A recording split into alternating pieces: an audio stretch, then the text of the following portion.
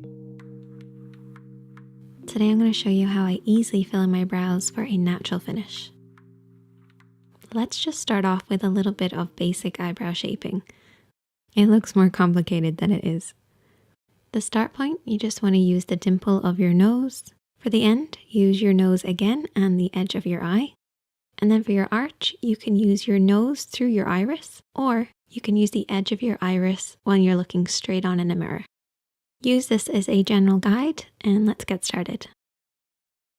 I always start by applying moisturizer all over my face, including the brow area, to make sure that my skin is evenly moisturized.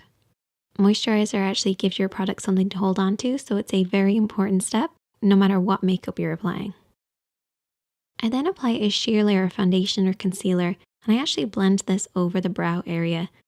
This is to make sure that the area underneath the brows is the same color as my skin tone, particularly if my foundation is slightly darker than my skin tone.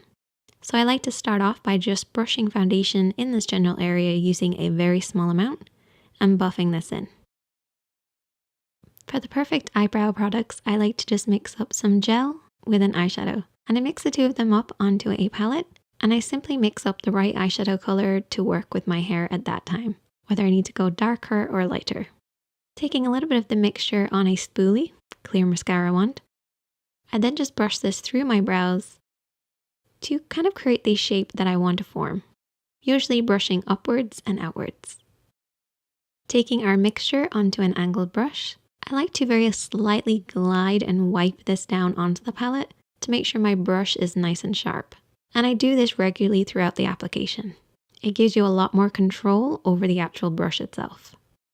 To find the starting point of my application, I look straight on in the mirror and I create an imaginary line using the edge of my iris. So I start here and blend outwards. And all I do is use a little bit of that product working in the direction of the hairs that are naturally there, using feather-like strokes as I work along. And I focus on filling in this area with the most concentration of color. I want it to be getting deeper and darker as I work towards the edge.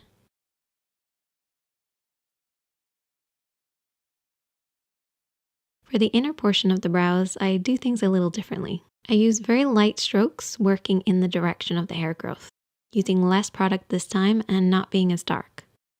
And I really only do a few little hairs as I work along, making sure they follow the natural hair pattern underneath.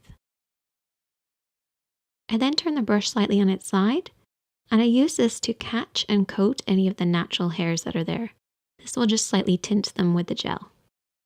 Use a very light hand when you're working on this intersection. You should still be able to see a little bit of the skin showing through. And then finish by combing through the brows. If your gel has set, which can happen, make sure not to overwork the brows as you may ruin the shape that you've created. Finish off with your regular foundation, concealer, whatever you want to use, but just be a little bit more careful when working around the brows.